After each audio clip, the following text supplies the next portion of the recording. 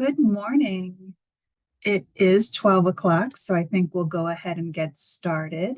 My name is Missy Clemens, and I am the operations manager at the Center for Research on College to Workforce Transitions at UW-Madison. And I'm delighted to introduce today's speaker. Kaila Bingen joins us today from University of Wisconsin-Parkside, where she serves as the Experiential Education Specialist in their Community and Business Engagement Office. Kaila is a graduate of the Experiential Education Academy of the Society for Experiential Education. It's a lot of experiential education all at once, isn't it? And her work focuses on equitable access to internships, as well as pioneering internship alternatives, including high impact student employment and work-based learning. Thank you so much for joining us today, Kaila. And with that, I'm going to turn it over to you. So please welcome Kaila today, everybody. Thank you, Missy. I really appreciate it. Hello, everybody. As Missy said, my name is Kaila, she, her. I work at UW-Parkside in experiential education. And the topic that I'm excited to dive into this today with all of you is empowering students to prioritize their safety in experiential learning. When we're thinking of the scope of best practices in experiential learning, there's a lot of elements at play, and there's a lot of work that we cover. There's a lot of work that other faculty and other staff, as well as folks working at those sites, are covering. And this is really a topic that affects everyone in that network. So I'm really excited to dive into that today. We are going to be approaching this topic from a very question-based format. So each section is going to be kind of tackling some key questions. So first, we're going to be starting with what is the need?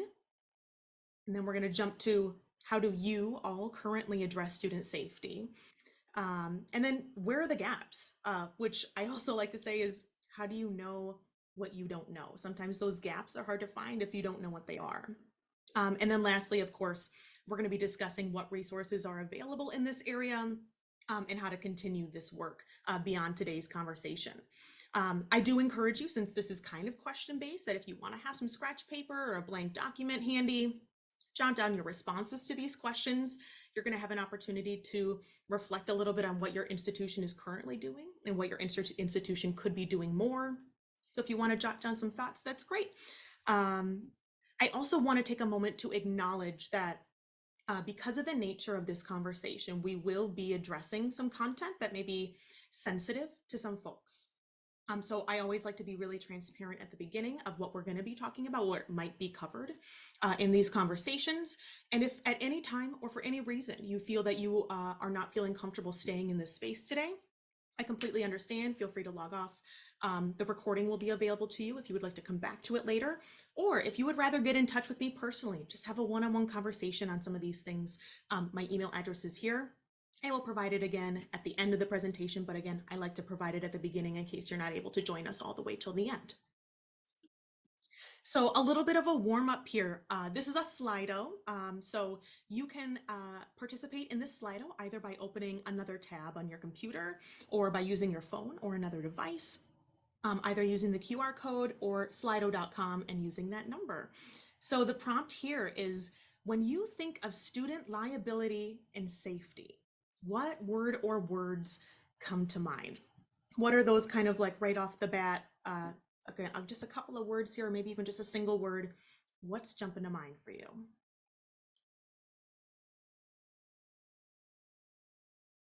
It's a good sign once I see one participant typing, which means it's working.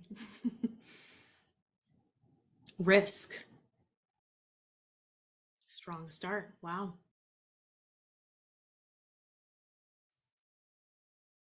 Support. Ooh, lawsuit. Absolutely. Harassment. Finding help. Assault. Empathy. Crisis. Top priority. I love that.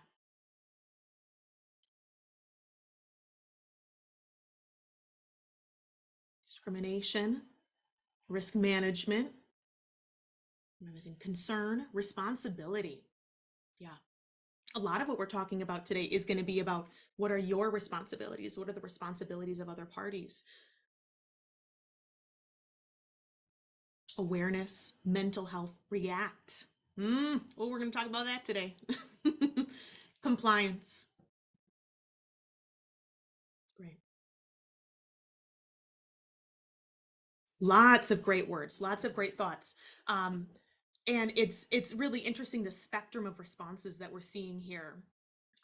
Because of course, um, we're talking about this idea of reaction, responsibility, response, support, but we're also aware of what things our students might be seeing, um, and what they might be experiencing. So we understand once we open ourselves up to accepting those reports and taking responsibility for student safety, we understand that there's going to be some tough conversations ahead. Oh yeah, mental health is so incredibly critical, and a really key part of this whole conversation as well as many others. Which I think really takes us beautifully into our first key question here, which is what is the need? I mean, my goodness, starting with mental health, that is a need in and of itself. For this specific conversation, I'm really looking at this graphic, which is going to be carrying us through the rest of today's presentation, of those 3 points in the experiential learning triangle: students, faculty and staff, and then your employers and community partners, because they all have need in this area, but it's not going to look the same for each one of them. So I think I'd love to start by just telling some stories. A couple years ago, a faculty member here at UW-Parkside brought forth some information from a course they were teaching, an internship course, that a student wrote a reflection about an experience they had in their internship. They were interning in a very male-dominated field, and at the agency they were placed at, a man approached them during a work event, this student and another female intern, and was, maybe making some inappropriate comments, saying, "You're too pretty to be working in this field." Maybe giving a few too many complimentary comments that got very personal in nature. The two female interns kind of laughed it off. Later, they saw that same stranger talking to their direct supervisor. And it turns out he was actually a pretty high up official in that organization. He waves them over and asks for hugs. And they are incredibly uncomfortable. They don't really know what to do next. And their supervisor doesn't intervene. And this faculty member was reading this in the reflection and was just completely struck by this story. Even more so because at the time of that reflection, that incident had taken place months prior. In fact, it took place in the previous semester. So while the faculty member, of course, took advantage of that opportunity to address the situation with that student, talk about advocating for themselves, the timeline really wasn't ideal for being able to take action in a really meaningful way. A slightly different scenario. Again, a faculty member shares with our team in a community-based learning setting that a student was placed with a free health clinic, and that student was getting harassed by a client of that clinic. Maybe trying to flirt with this student as they were checking in for appointments, things like that. It escalated to a point, though, that when the student went out to their car one day after volunteering, they found a sticky note on their windshield with that person's phone number, and wanting to go out on a date with this student. And the student was obviously very shaken and ended up sharing that information with her partner, and her partner intervened and was getting in touch with this individual, and likely escalating a situation that perhaps could have been handled in a slightly different way, in maybe a more effective way. Again, the student did disclose this to the faculty member, and the faculty member got involved with that student and with the organization. But again, in both of these situations, what do we wish our students had known in advance? How might they have been able to have more agency and make different choices to advocate for themselves if there was more information provided up front to them? So just reflecting on some of those stories and some of those thoughts, again, back to that Slido, have you had a similar experience to any of these stories? I'm not asking anyone to disclose specific details. This is a yes, no, or not sure kind of poll, but have you yourself had an experience? Have you had a student report an experience like this? Have you had a colleague share an experience like this with you, or really in any other setting? Is this something that maybe hits a little bit close to home for some? I'm seeing a lot of green so far.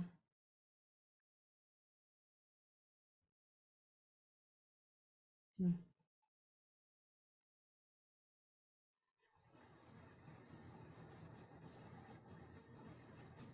Yeah. I wish I could say I was surprised by these results. This is absolutely what data shows, though, that that we know that this is happening. We have had personal touch points with these experiences in one way or another, and it touches all of our lives in some way, even if it's not by a first degree connection. Maybe it is a second degree or a third degree connection, but understanding that these things happen, which is again back to another one of those conversations of what do we know or what do we not know. So let's start with what we do know. What has data shown us, and how is this? How is some of this research going to help us create some action items so that we know who we're serving and that this is an incredibly high need? Number one, we know that workplace harassment often goes unreported. The most common responses that folks might use would be to avoid the person harassing them, deny or downplay the situation. It can be uncomfortable to call attention to those things, right? They're not trying to make any waves in the workplace. Maybe just ignore it altogether. The absolute least common response to harassment in the workplace is a formal report. And roughly 3 out of 4 individuals who experience harassment never formally talk to a supervisor or a manager or a union rep about that. But we're not just talking about all kinds of workplaces here. We are specifically talking about the kinds of sites that our students will be placed in regards to experiential learning. So that might be internships, service learning, other practicums. And yet data is showing us, and buckle up for this one, 1 in 2 post-secondary students have been subjected to at least one instance of sexual harassment in an experiential learning opportunity. This is some data pulled from Possibility Seed's Courage to Act project, where they have an experiential learning project underway. Some really hard-hitting data that I would encourage everyone to look into a little bit more. But yeah, this is telling us we know our students are having these experiences in one way or another. Now, I absolutely acknowledge that this data is jarring. I actually had a colleague tell me yesterday, my goodness, if that's the case, why are we doing this? If we know that this is, well, I think we need to think about where are the different touch points where students may be experiencing some kind of harassment. It's not always happening between a supervisor and an employee. This can be occurring between colleagues, clients, customers, really anyone with whom the student is interacting. And it becomes very difficult, especially in some of these larger organizations that may have a very external facing element. How do you protect students? And how do you work proactively to protect students in all of those settings? And so I think that's something that we want to keep in mind. So next question that we're going to be tackling here is, how do you all currently address student safety? You're here today because you'd like to walk away with some new ideas, a fresh perspective, some strategies for how you can work more in this area, but no one is doing nothing. Based on that opening question, I know that it's in the forefront of our minds as a top priority. Providing that support is so critical. So at your own institution, when you're thinking about handling a report, what challenges might you face in responding to a student's disclosure? And this could be internal challenges within yourself or within your immediate unit. These could be external challenges, maybe broadly on an institutional level, or even from forces outside of the institution. What fears, challenges, barriers might you even have already experienced when trying to respond appropriately to a student's disclosure of harassment or discrimination?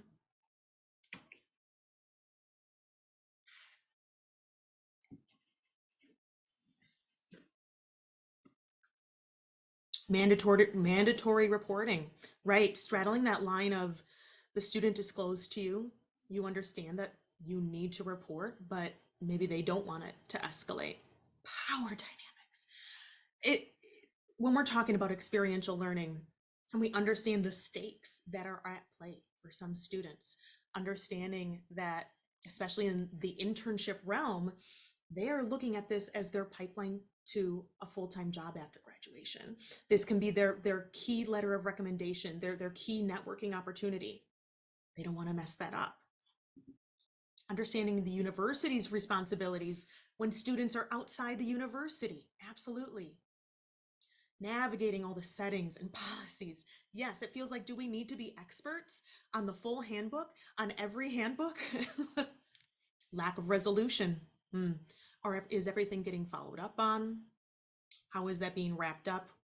What services are being offered, provided? Others not understanding the severity of the situation. Oh, very interesting.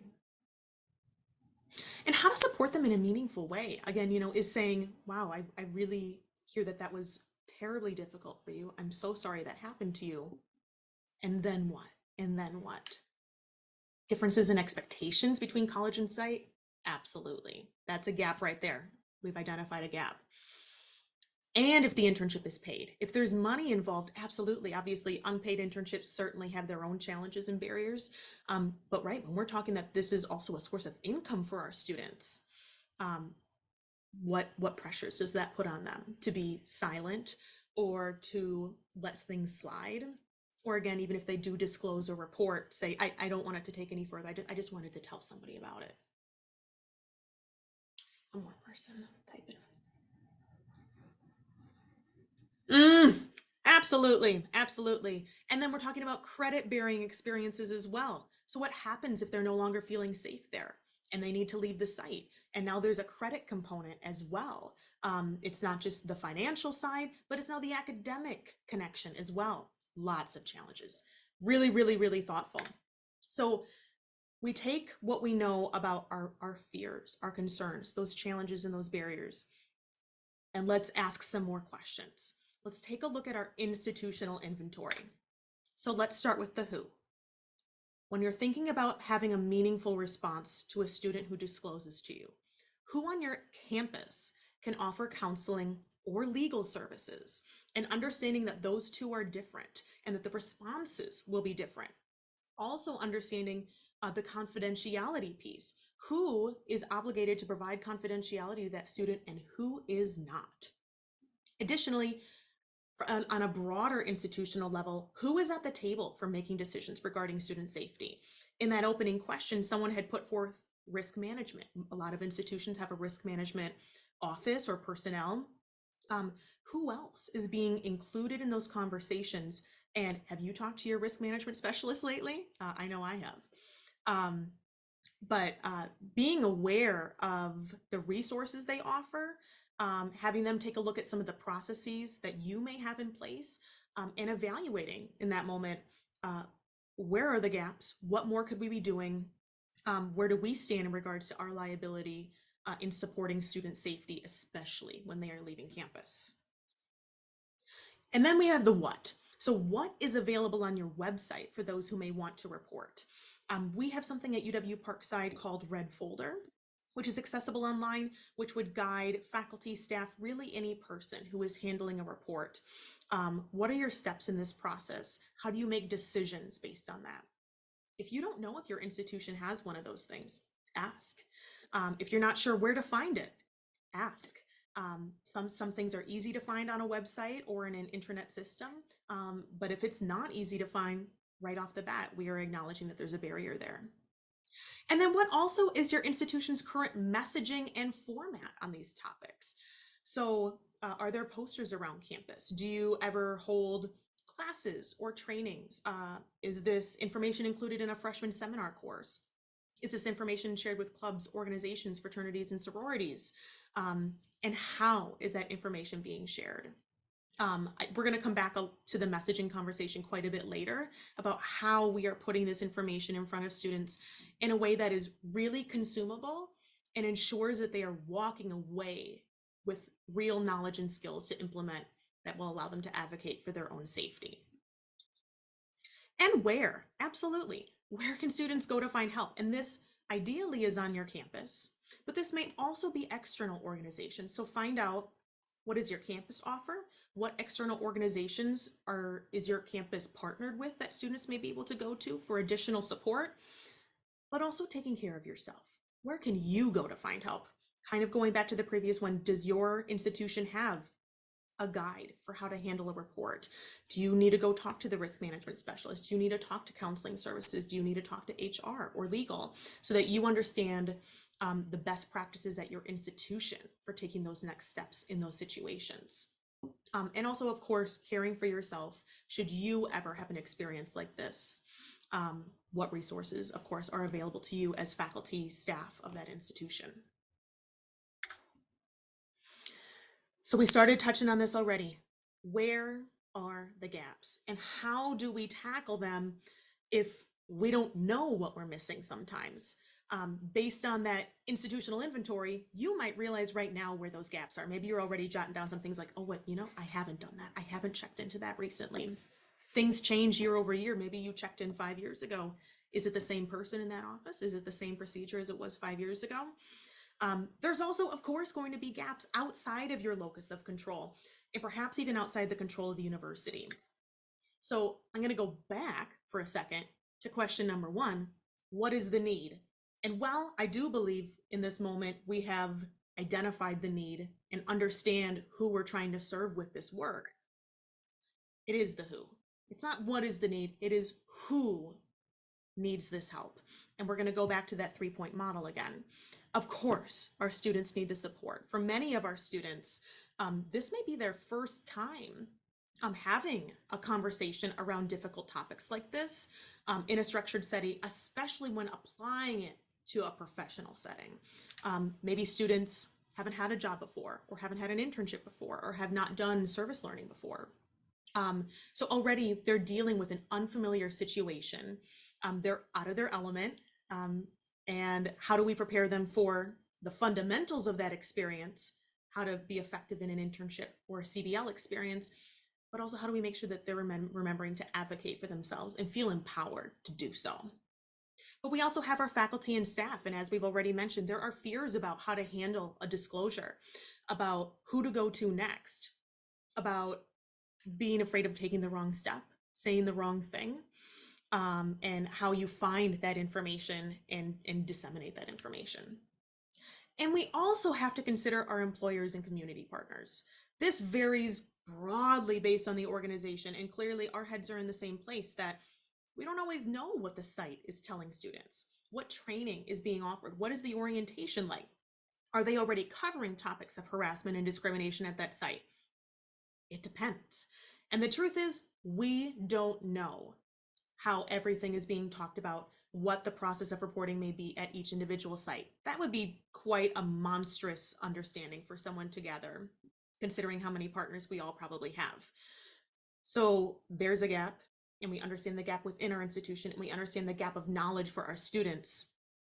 And overall, while we see this as a triangle shape, all connected, we also understand that each part of this triangle maybe doesn't know what they don't know in regards to the other areas. So community partners and employers may not know what we're telling students, or they may assume students are coming in with certain levels of knowledge that they maybe are or are not. So there's a lot of gaps and disparities that we need to address. So then we're really talking about this reactive practice and the idea of wanting to move forward into a more proactive practice. We're going to talk about moving this needle with my handy dandy little graphic here of the meter gauge. First off, before we start with any of these, I want to acknowledge that moving the needle from a reactive to proactive strategies does not mean abandoning previous strategies. It means expanding your approach to student safety and closing the gaps by building on the work you are already doing. But as many of us know, we cannot live in reactive land forever, and that's not what's going to be best for our students or our partners. So obviously, the very traditional reactive approach, which we've already been talking about a lot, is being able to direct students to resources when they report. So again, are you aware of who you should recommend the student talks to? Should that be counseling? Should that be legal services? Should that be somebody else? Making sure you kind of have that roadmap sketched out for yourself, or making sure that your institution has provided that roadmap to you and other people who may handle student disclosures. And then we move up the meter a little bit, and we want to get in front of that it's not just telling students where to go when they report to you, but how can we broadly increase awareness of campus services for students? Do they already know that they can go and make a counseling appointment for free on your campus? Do they already know that they have a right to talk to individuals in those different areas, in those different offices? Do they even know that they can disclose to anyone on this campus, even though something happened to them off campus? Just that piece of knowledge is so empowering that your school is on your side, and wants to help you and wants to support you. So again, you see us moving towards getting out in front of it a little bit more. And then we leave our campus for a moment. When we're really talking about moving into this proactive phase, we want to be getting in front of our employers and our community partners whenever possible and advocating. Again, it's not possible for us to know all the things they are doing or aren't doing in regards to addressing safety, liability, harassment, and discrimination. But what is your messaging to those employers and partners about what your students need, what your students are sharing with you, what experiences they may or may not be bringing into their site experience, and as much as possible, at least having those conversations with employers and partners whenever you have the opportunity to do so in an authentic way of, and so what does orientation and training look like at your site? And maybe you're going to learn that they do a lot. They do some really robust training. And maybe for smaller agencies or nonprofits, maybe they don't do a lot. And I imagine that if you come forward with some solutions where you are going to be working with your students directly to better equip them and prepare them for those experiences, I know your community partners are going to appreciate that as well. Which really takes us to the other side of this proactive meter here. When you can embed safety training into the curriculum, now you are working ahead of the problem. We're going back to these stories where these interns, these community-based learning students, if I hopped in a time machine and I had that training embedded into their curriculum as they started that experience, what choices would they have made differently? Would they have known that they had a right to report as soon as they heard it? Would they have known the appropriate way to report and handle that situation? I don't have a time machine, but here at UW-Parkside, we've been having this conversation for a couple of years about how can we meaningfully produce something that can be embedded into the curriculum in a way that does not tax faculty more than they already are, but allows them to have meaningful conversations with students on what can be very difficult topics. So that's going to take us into the resources. Tying all these pieces together, supporting our students, supporting our faculty and staff, and supporting what our employers and community partners are already doing. So at UW-Parkside, we have developed a fully virtual training called Safety and Empowerment for Experiential Learning, Professional Behavior, and Appropriate Boundaries. This is the culmination of years of research, legal review, review by HR. I mean, you name it, someone has taken a look at it. And again, this goes back to those stories. All of this started from those stories and understanding, wow, we don't know what we don't know. Our students don't know what they don't know. It's time to get out in front of this. So our training objectives have always been centered around three really key areas. Number one, we want our students to be prepared for experiential learning just on a broad level. So there's going to be some conversations about how do you approach an unfamiliar experience. You need to ask for a tour. You need to know your schedule. You need to get to know your supervisor, other colleagues. Foundational material. Then we're also educating students about what is and isn't safe and appropriate behavior for any professional setting. That's where we really launch into the conversation around what is discrimination, what is harassment, who can be the harasser, who can be harassed. And then lastly, the empowerment piece. None of this is meaningful without empowering students to know their rights, know that they have a right to advocate for themselves and others. So again, as I said, this is the culmination of quite a long time of work.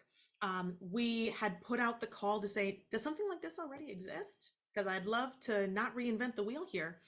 And we put this out to internship listservs and other networks. And the overwhelming answer was no, that yes, we may have other sexual harassment related trainings embedded on our campus for full employees, but those are not tailored to the unique experiences that our experiential learning students are having. Internships in service learning and practicums are vastly different, especially as someone else had pointed out, because of those power dynamics. Understanding that hierarchy is so very critical. So once we realized we are in it for the long haul, we started doing our research on the content. We started doing our research on project developers. And I'm so pleased to share that in summer 2022, we selected Dynamic Training Resources to be our project developer, a Kenosha-based women-owned company, an e-learning company with over 20 years of experience. And they have been absolutely phenomenal and have been our partners since that moment. So we worked as a team here with Human Resources, Title IX, Legal, to develop all of this content. And we launched a course demo with Dynamic Training Resources. In January of 2023, so just a little over a year ago, we brought this demo before UW System, and we secured funding for the entire project. This was a massive investment by Universities of Wisconsin in the safety and success of our students here at Parkside. But we were not going to start there. So going forward in spring, we finalized that full training. We got everything approved by legal. We conducted a wonderful student focus group over the summer. We rolled it out at UW Parkside, and that work still continues today. We developed a Universities of Wisconsin branded version that is being rolled out to our UW partner schools, but we are also promoting this wonderful training externally.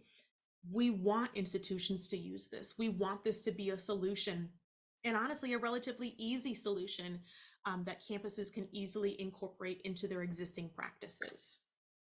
But I want you to hear also what students have been saying. I know I can go on and on about this training. This has been really a huge part of my work for a couple of years, but really that focus group cemented the work and helped focus our perspective on the future of who we're serving, who this is supporting, students understanding that it's important to speak up and advocate.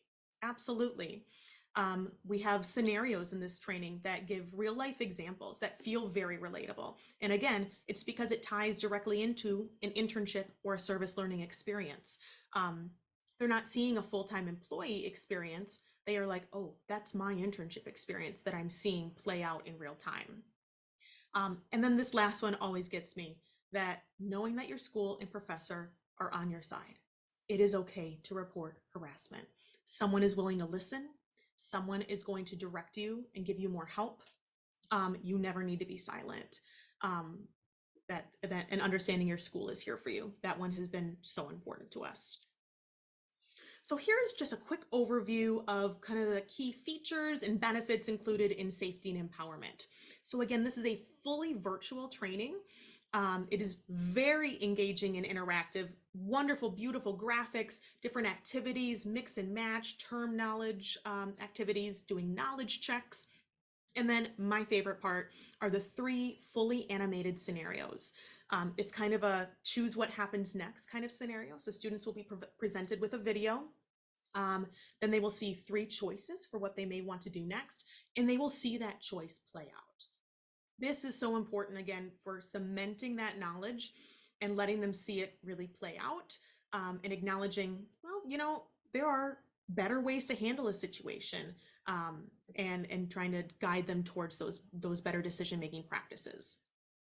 The entire training is also professionally narrated, fully accessible, ADA compliant. It does have an average completion time of around 40 minutes. One of our big goals was that, I know on my own campus, our sexual harassment training is about 3 to 4 hours, and it is incredibly thorough. It's very thorough. We understand that student time is valuable. They are stretched very thin oftentimes. So we set out to really prioritize the content in a way that we're getting to the absolute meat and potatoes of this what are the fundamental things we want students to walk away with that they can employ right away in that professional experience. This entire training is easily imported into your learning management system. So for those who were wondering, well, how do we access it if it's fully virtual? It goes right into your learning management system. So that might be Canvas, Blackboard, Schoology, D2L, you name it. It'll work right there with your LMS system. And then there is a final quiz at the end. Students need to pass with a score of at least 80% in order to complete the training. They will also then receive a certificate of completion that is time and date stamped with their name. We understand that some students are going to do more than one service learning class. They're going to do more than one internship class. It doesn't make sense for them to have to redo the training. So the certificate of completion just verifies that they did complete it at one point, and then they can show that to future faculty to earn the credit for that. So here's what's really included in this entire training. And again, we pack a lot into about a 30 to 40 minute training. Of course, there's an introduction, talking about those training objectives, giving a content notice.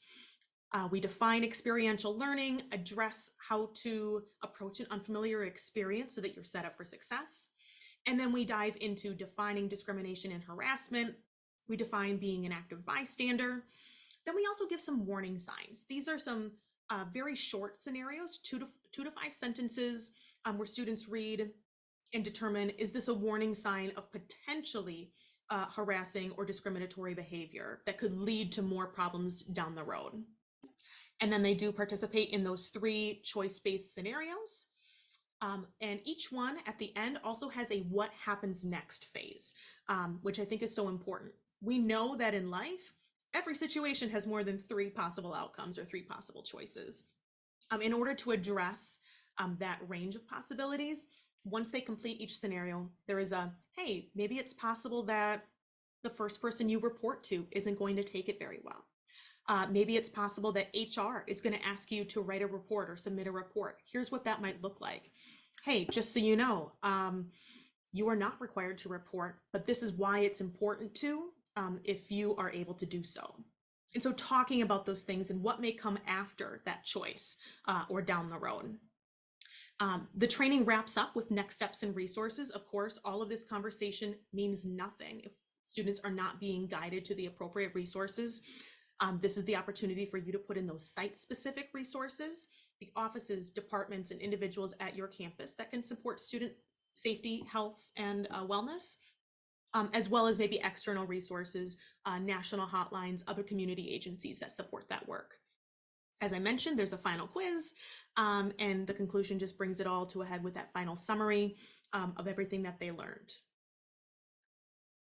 And I'm excited to be able to share with all of you today a scenario walkthrough. I think I've talked enough about this training. It's time for you to see it in action. So we're going to switch over to scenario number 1. And we'll watch the video, go through the different choices, and you can kind of see this unfold as if a student was completing this training. You have been an intern at XYZ company for 3 months. You're having a great experience and have a good relationship with your supervisor, Terry. During a staff meeting, Terry sits very close to Ling, one of the new interns, and repeatedly touches her on her leg and shoulder, seemingly for emphasis. Ling appears uncomfortable but doesn't say anything. What should you do next? Click Next to decide. Now that you have seen the scenario, would you? Do nothing. No one else in the meeting says anything, and if Ling is uncomfortable, she should be the one to speak up. Talk to Ling. Indicate that you noticed she might have felt uncomfortable and ask if there's anything you can do to help. Or talk to Terry. Terry's behavior is clearly inappropriate, so you should confront him after the meeting. Review each option presented and decide how you would react. Choose the option you think is best.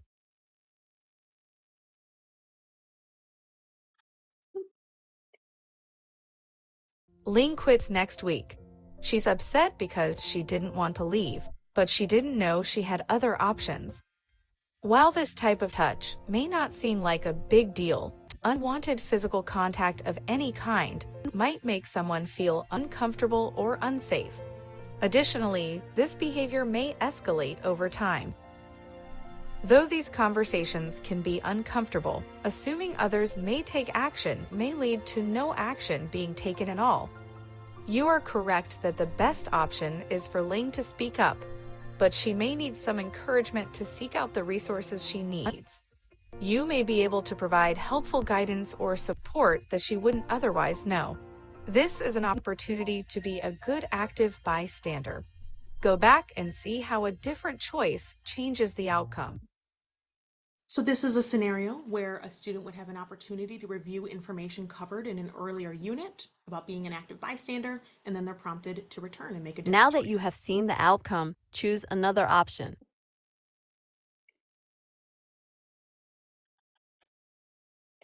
After the meeting, you talk to Terry about his inappropriate behavior. He feels defensive and decides to ask Ling how she feels. Ling is put on the spot, and she feels more uncomfortable than before. While your intentions are good, it is inappropriate to talk to Terry without Ling's knowledge or permission. Confronting Terry without Ling's permission could make the situation more uncomfortable for Ling.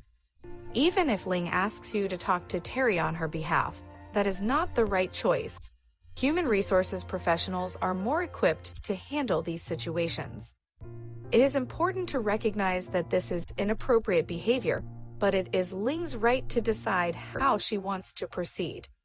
Talk to Ling to help empower her to act on her own behalf by connecting her to resources and support. This is an opportunity to be a good active bystander. Go back and see how a different choice changes the outcome. Now that you have seen the outcome, choose another option. This is the best choice for this scenario. While this type of touch may not seem like a big deal, unwanted physical contact of any kind might make someone feel uncomfortable or unsafe. Additionally, this behavior may escalate over time. Though these conversations can be uncomfortable, she may need some encouragement to seek out the resources she needs. You may be able to provide helpful guidance or support that she wouldn't otherwise know. There are a variety of resources and support measures available. Even if you don't have all the answers, by encouraging Ling to talk to human resources or an advisor or instructor, you may make a big difference. This is an opportunity to be a good active bystander. If you like, go back and see how a different choice changes the outcome, or click next to proceed. We always had this thought that we know that a lot of students will probably make the right choice right away. So at this step, we always encourage them to go back. I think it's interesting. It kind of piques their curiosity to see what would happen if I made a not so great choice. So a lot of students have indicated to us that even if they made the right choice first, they have been interested to go back and see the other options. Neither you nor Ling has an obligation to report this behavior. Since Terry is a supervisor, XYZ company may have an obligation to address this behavior. Be aware that once Ling brings this to the attention of human resources, you or others may be asked to make a statement about what you witnessed. You may have a conversation with someone in HR, or you may be asked to submit a written statement. It's important to be specific and focus on the facts. Sometimes people are afraid to report for fear of what their supervisor or others at the organization might do. It is illegal for the company or organization to retaliate against you. This means they cannot fire you or punish you in other ways because of your report. Since you approached Ling, she may ask you to speak on her behalf. It is up to you if you feel comfortable doing so or not. If you do, speak to someone in human resources in a confidential setting. Confirm with Ling if she is comfortable with you using her name or not, although you cannot necessarily promise confidentiality once you share information with someone else. If she prefers to remain anonymous, HR can still document the complaint and may speak to Terry. This is also useful in case other reports have or will be filed against him. There is a chance Ling may decline to seek help or resources and asks you not to say anything. While you may want to speak to someone on Ling's behalf, This is not your place at this time. Let Ling know that you're here for her in case she changes her mind later. So as you can see, this what happens next page is incredibly important and addresses a lot of pieces that are otherwise missing in previous aspects of the scenario. In the other two scenarios, scenario number 2 addresses more of a service learning experience in a meal kitchen, where a client of that meal kitchen is making derogatory comments about a student wearing a hijab. And so it's unpacking some of that experience of when someone from outside the organization who's not formally employed there is the harasser in that situation. Also in scenario number 2, in the what happens next point, this is also when we dive into what if when you report to the meal center supervisor, what if they say, it's not a big deal, just get over it. Some of the clients are like that. That is the messaging that we then jump in and say, now talk to somebody else. It is possible that the first person you report to isn't going to receive it well. There are other people you can talk to, whether it's other people at that site, or maybe it's someone else at your institution, like your instructor or an advisor, counseling, or HR. And then the third scenario is a little bit of a blended one. It takes place in a government agency, so it's sort of internship-like, but it could also certainly model a service learning experience, where students are making derogatory comments about a student who is a member of the LGBTQ plus community. And again, dealing with that peer-to-peer interaction where there can also be harassment. Again, not always the direct, obvious power dynamic of a supervisor, and not always that relationship of a client. It could be just a fellow intern that is making you feel uncomfortable. So we tried in these 3 scenarios to address a really broad range of possible experiences as much as possible, as well as addressing some of those next steps that the students may need to be aware of.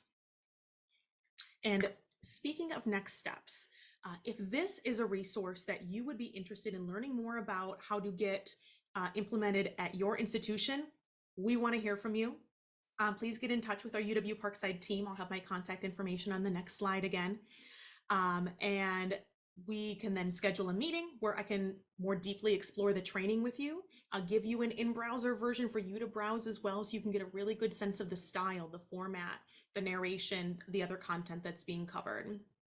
And then we can talk about what are your needs and how can we make sure that we're meeting those needs in a way that works well for your institution. We have a very flexible pricing structure available. If you are a UW school, I'm excited to say that the UW branded version is available to you at no cost, so please get in touch about that. But either way, if you choose to move forward with this wonderful training, which is a fantastic solution, that final training is then imported into your learning management system and can be implemented institution-wide. This is not a subscription-based service. This is not something where we're going to charge you for every class that you're using it in. Once you have it, it is yours. Put it in every service learning course, put it in every internship practicum course that you have. We would love for that to be something that meets the needs of hundreds and thousands of students every single year. So thank you all so very much for your time today. I hope that through this dialogue, you've had an opportunity to think a little bit more deeply about the network that is supporting student safety, both within your institution and outside of your institution. I hope you have some action items for yourself of maybe individuals or offices or resources that you want to reach out to. Make sure you have that information. Think critically about how you are sharing and messaging that information across campus. But I also hope that you might see safety and empowerment for experiential learning as another great resource to take you from that reactive to the proactive phase of getting in front of some of these issues and making sure all of your students are prepared for these experiential learning opportunities. If you are interested, that QR code will take you to a short 2.5-minute trailer that we made that kind of outlines this training and what's all included. That has been very helpful for campuses who are advocating with different offices that may want to put in money to help support purchasing this training. And again, I would love to hear from you if you want to have that first meeting just to chat, to learn more about the training, learn more about what options are available to get it to your campus. I would absolutely love to hear from you. With a little bit of time left here, I would be happy to take some questions if there are any. Other thoughts, comments, concerns? And with that, I have enabled each participant to unmute themselves. So if you would like to ask a question, you don't have to use the Q&A. You can unmute yourself. So if you have questions for Kaila, please feel free to unmute yourself and go ahead and ask.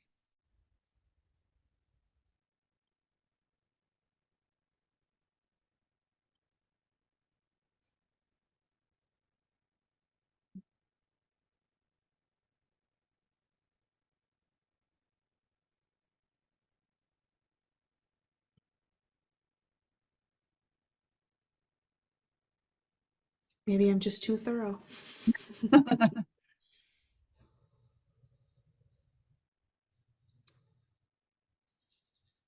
And even if there's not any questions today, as you linger on these topics, again, please don't hesitate to reach out. I'd love to continue this conversation with anyone who would like to dive deep on it with me.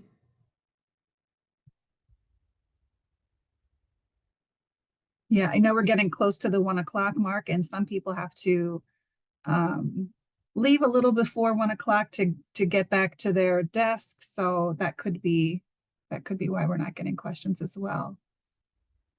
Thank you so much, Julie. I appreciate it.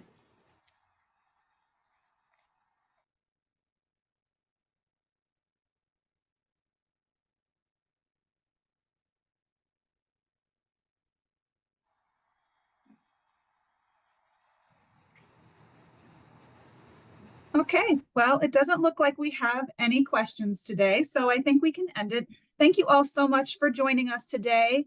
I did put a link to an evaluation in the chat, so if you could please just take a few minutes to tell us what you thought of today's session, that would be great. That will help Kaila and CCWT improve our programming. To find out more about CCWT programming, please go to our website, which is ccwt.wisc.edu. And we hope to see you again soon. Thank you so much again, Kaila, for joining us today, and have a great day. Thank you, everyone. Thank you, Missy, for having me. Yes, thank you.